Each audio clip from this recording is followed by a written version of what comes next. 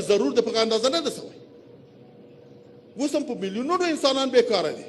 خلک د وطن له سرحداتو تښتي، نور ډیماند دی. د څه دپاره ځي؟ اقتصادي مشکل لري که نه. په دې هرات کې تاسو وخت مخکې ولیدل په زرګونه افغانان پکې مړه سو که مړه نه سو.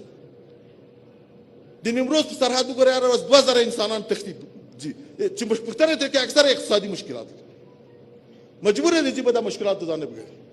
داسې پاکستان د نورو ملکو ته ځي.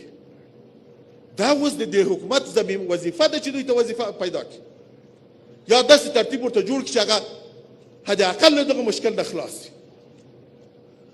په سیاسي ډګر کې زه نه وایم چې موږ خپله د دې حصه کار سوی، ډېر کار سوی، الحمدلله موږ له ډېر ملکونو سره روابط لرو، خو څنګه چې لازم ده هغسې نه ده. یو آی سي چوکۍ موږ سره نشته، ملل متحد چوکۍ موږ سره نشته، اروپا کې موږ نمایندګي نه لرو. دا باید وسي. او دا زه نه وایم چې څه خبر ده، مشکلات مخکې شته، خو د یو قوي سیاسي پلان له مخې نه موږ کولی شو هغه مشکلات ټول له بین بوځو. د ښځو په باره کې ګورئ په حجة الوداع کې رسول الله صلی الله علیه وسلم په مبارکه خطبه کې یوه موضوع مهم هغه د ښځو یادوي چې له ښځو سره باید تاسو له خدایه وویرېږئ، کار په هغه شکل کار ته ووایئ چې هغه خدای او رسول ته وایي. موږ په افغانستان کې تاسو له پخوا نه وینئ زموږ ستاسو په کلیو په قریو په ولسوالیو کې د ښځو هغه شرعي حقوق چا نه دي ورکړي. تر اوسه پورې کونډه خپل اختیار نه لري چې میړه وکړي، پیغله خپل اختیار نه لري چې میړه وکړي.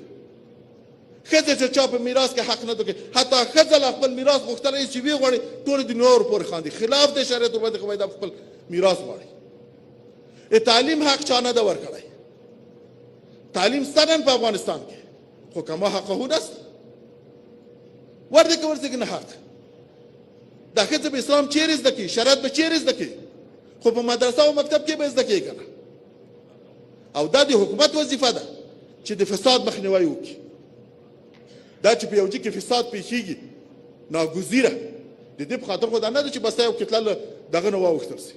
د افغانستان نیمه جامعه ښځه ده، نیمه نفوس یې ښځې دي. که دا نفوس 40% وي 20 میلیونه 40 میلیونه 20 میلیونه یې ښځې دي.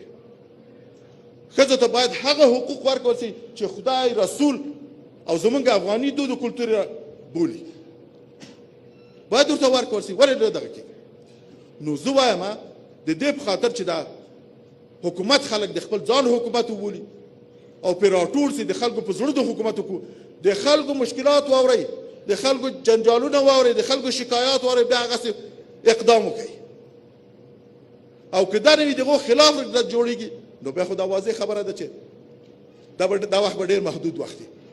او زما په دغه خپل یاد ده، زما په عمر باندې چې زما عمر اوس 81 کال ده،